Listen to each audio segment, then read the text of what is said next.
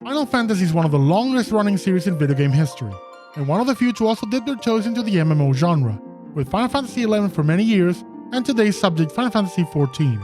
A game that went from a disastrous launch to an epic story of rebirth and success, and which became my home after I left the shores of Blizzard Entertainment's own flagship MMO. I was drawn by the promise of adventure, story, the endless opportunities to glam the hell out of my character, and of course cat boys and potato people.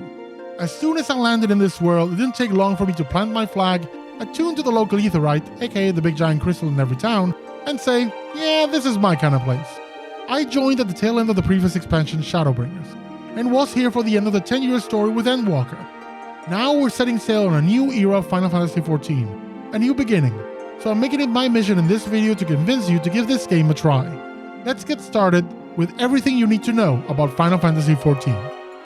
Final Fantasy XIV was originally announced in 2009 and released in 2010 to a universal negative reaction, with issues ranging from endless bugs and lag to frankly baffling design choices such as a fatigue system that would lower experience gained after a while.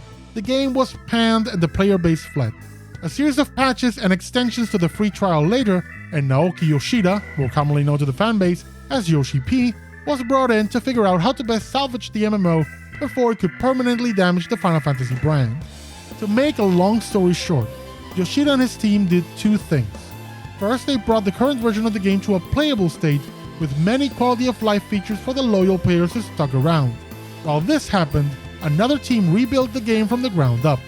As a final thank you to the players of 1.0, they launched a massive end-of-the-world event, one that culminated with a climactic cinematic that saw everything go up in flames, only to lead to the new version of the game, 2.0 A Realm Reborn. Where the original release had been universally panned, this was the polar opposite, and has continued to grow over the years. Now, I admit this is a very short history lesson.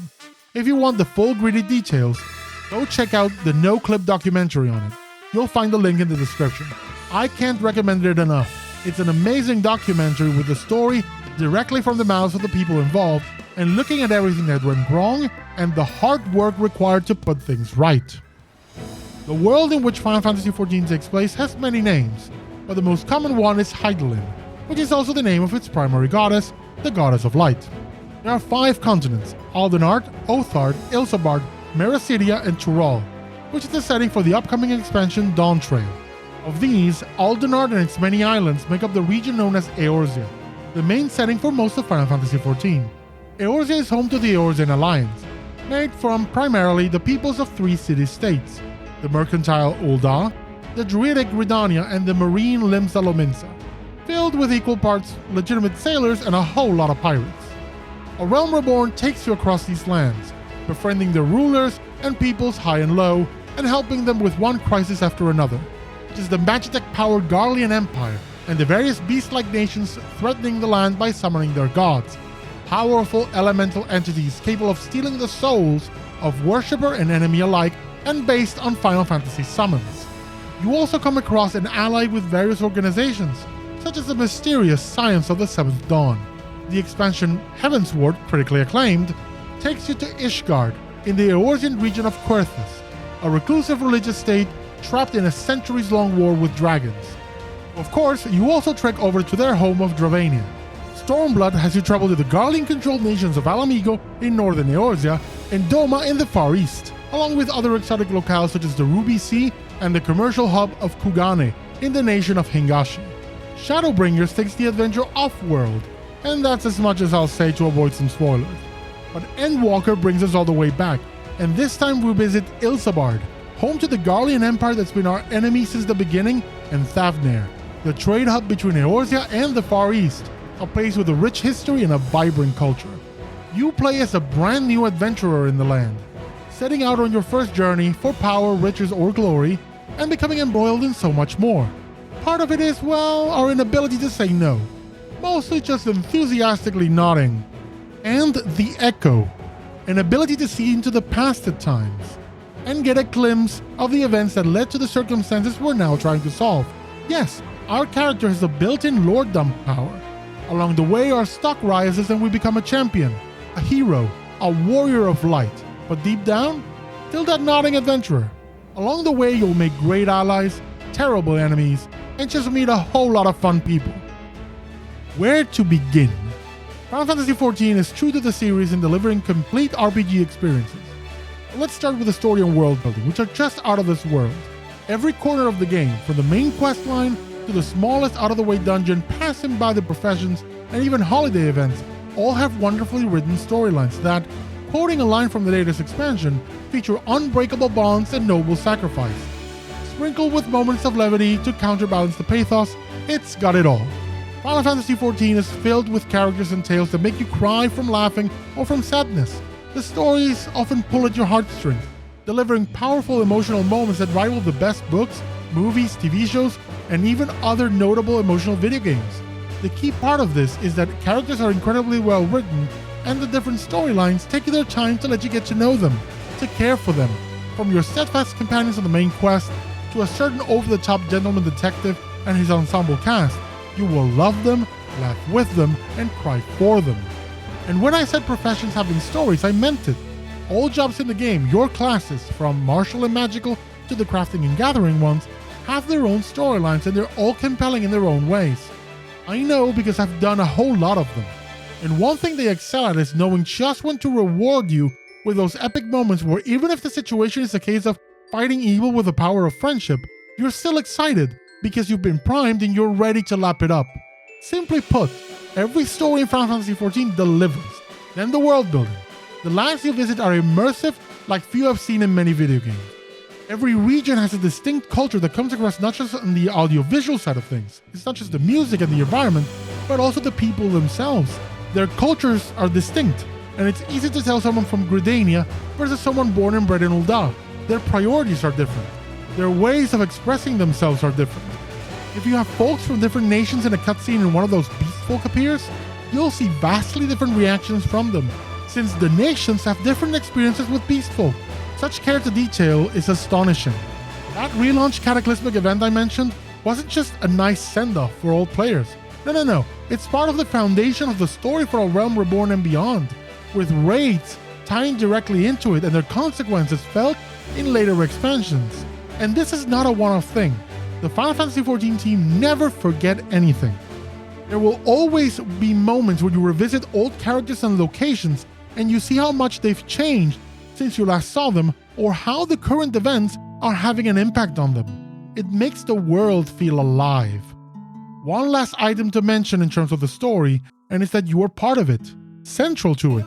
You don't just listen to folks, but offer your own bits of dialogue at times. And even when you don't, you always remain center stage with the conflict. You are the hero of the story. Unlike many other MMOs, where the core narrative seems to happen off-game, off-screen, with lore characters handling things and your part seemingly forgotten. Final Fantasy XIV makes you feel important, and by extension, the relationships you build with other characters feel more important.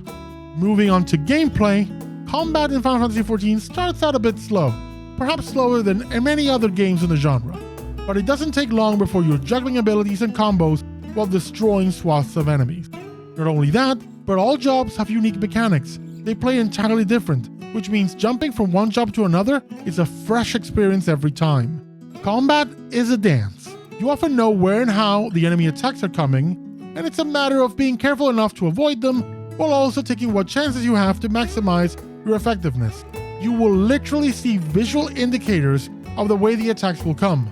The higher the difficulty, the less time there is between these indicators appearing and the effect triggering, meaning you have less time to react, but it's never unfair. You never feel like the game is messing with you.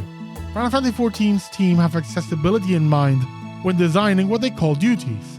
Those being dungeons, your typical dungeon crawl instance with several bosses, raids, a series of one-off boss fight instances connected through a plot, trials, similar to raids but singular bosses generally connected to the main story, or even the massive 24-people Alliance raids, which are closer to the raid style of other MMOs, and which act as the gear catch-up mechanic, but still have their own unique story. And it's worth mentioning, particularly for those from other MMOs. Most of the duties don't have trash mobs, but are just straight-up boss fights, and every single one of them is a spectacle, with fun, interesting, and engaging mechanics. Encounters are made so that anyone can enjoy and complete the content. with higher difficulties available for those who want a true challenge. Trials have extreme and unreal versions, raids have savage and ultimates, the last one being the highest difficulty of any content in the game and the subject of many a world race. And recently they added something called Variant and Criterion Dungeons, the former the more story-driven version of the dungeon instance, available for both single-player and group excursions, and then the Criterion Dungeon for those who want to get the ultimate challenge a dungeon can provide. But accessibility is not just on difficulty, but also on giving you options to access the content. More and more, they've been adding the ability to run these challenges on your own, with a team of AI-controlled allies in case you don't feel comfortable playing with others. This option is not available for every piece of group content, but for a considerable amount of it. Past the story and the duties, there is so much you can do, so much to lose yourself into. If I were to go into details for all of them, we'd be here all week. So I'll quickly run through some of them. Glam, collecting gear for fashion purposes, to create unique disguises. Some call this the true endgame of Final Fantasy XIV. Mounts and pets, gotta catch them all. Leveling up all the jobs. You don't need alt characters. Your main one can have all the different jobs. And yes, that includes the weird one, the Blue Mage. Side quests, so many side quests, of so many different kinds, and all with their own weird little stories. Holiday events, every single one wild and interesting. The Golden Saucer, a mix of casino and amusement park. Play the lottery, play cards, mahjong, do some chocobo racing, pet battles, rail shooters, platforming challenges, and so much more. Fates, random objectives popping up on the maps for experience, money, and other fun rewards. PvP for when you want to punch other people. Rare hunts for when you want to punch nasty beasties. Deep dungeons for when you want a roguelike dungeon crawl. Crafting and gathering. Legendary artifact weapons and tools for when you want to get your grind on. The Hildebrand Saga, the delightful dalliances of a dashing dandy detective. Tribal quests for making friends with all factions, from snake women to little bunny people. Free companies, create one or join one, then go on adventures together. Housing, buy your own place or move in with your free company. You can have your own private island, and God, so much more. There is a little bit of everything for everyone in Final Fantasy XIV. So many different avenues of gameplay that you can truly find what suits your playstyle. I've seen people stage dance recitals, concerts, actual theatrical plays, and so much more. The limit, often enough, is just your own creativity. For fans of the Final Fantasy series as a whole, there are hundreds of references to past titles, both as Easter eggs and as elements of new stories, bosses and other characters from across the series given a new life with brand new plots and backstories that bring them into the Final Fantasy XIV continuity. Visually, this is a beautiful game, with one striking landscape after another, from vast fields with dazzling crystals jutting from the land, beautiful beaches and port cities, dazzling forests filled with all sorts of greenery, to halls of impossibly advanced technology, passing by dangerous dimensions of deep shadows and bright spots of color. It's not unusual to step into a new area in Final Fantasy XIV, be it an open zone or an instance like a dungeon, and just gawk for a few minutes, lost in the spectacle and the astonishing detail and the occasional low-poly grapes. But it doesn't stop at the environment, it's also the characters, their equipment, the regular monsters, and especially the imposing bosses you fight as part of your journey. Hell, people wouldn't be so interested in crafting unique appearances if things didn't look awesome, and with the coming visual upgrades, things are bound to look even more beautiful. Best of all, the graphic requirements are not very high. The Final Fantasy XIV team do their utmost work to ensure that the technical requirements don't get out of hand. Adding to the visual spectacle are the various spell effects. They're bright, they're loud, they're stunning, and they turn even the simplest of encounters into something that feels epic and massive in scope. This is especially true for limit breaks. These one-off abilities are delightfully over the top, and with 3 levels of power, the last one, unique to every job, gets truly spectacular. The music is astonishing. Masayoshi Soken, lead composer and music director, leads such a talented team, one that includes the legendary composer Nobuo Uematsu, the man responsible for pretty much every memorable Final Fantasy song in the series' entire history. Together they have crafted one amazing song after another for every expansion, and never even settling for a single genre. There are big orchestral themes with choirs, but also rock songs, and even some featuring more traditional Japanese instruments. The variety is enormous and they're all wonderful. They also bring in amazing talent to deliver extraordinary vocals, such as Susan Calloway, Jason Charles Miller, and Amanda Aiken, to name a few. Hell, Soken and the other members of the team formed the Primals, the official Final Fantasy XIV rock band. But don't take my word for it. Go listen to the songs Answers, Dragon Song, Flow, Shadowbringers, Endwalker, Triumph, and Sunrise, just to name a few. They'll blow your mind. And beyond the game itself, what truly sets Final Fantasy XIV apart is its amazing community. I've been around the MMO block, and I've never seen a community as welcoming and accepting as the one found in this game. No one will treat you badly for not knowing how to play. If you're a new player, people will go out of their way to help you. The community has set their own rules of etiquette even, such as waiting for people to finish watching the cutscenes before starting encounters.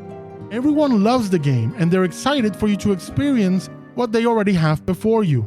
And with the game having built-in mechanics that incentivize kindness, such as the ability to give others commendations at the end of duties, a literal pat on the back on a job well done, and the team's refusal to adopt some of the more competitive or toxic aspects of other games, such as damage meters, instead of having a philosophy of play what you want to play, how you want to play it, Final Fantasy XIV avoids the pitfalls that tend to turn players against one another. Ultimately, this game is just so much fun. You can lose yourself in this world and find some form of adventure along the way. Best of all, you can play through A Realm Reborn and the critically acclaimed expansion Heavensward for free with the free trial. And in October 2023, the trial will be expanded to include the second expansion, Stormblood. And yes, I have to mention that Heavensward is critically acclaimed. I think it's somewhere in the terms and conditions that you have to. I tried Final Fantasy XIV when I was burned out from another MMO, and the moment I set foot on the city of Ul'dah as a fledgling adventurer sprout, I never looked back, and I truly hope you give it a go and enjoy the stories this world has to tell, and then go make some of your own. If you liked this video, please consider hitting that like button and maybe subscribing. It's free and it helps me more than you know. With that, there's only one thing left to say. May you ever walk in the light of the crystal. Until next time.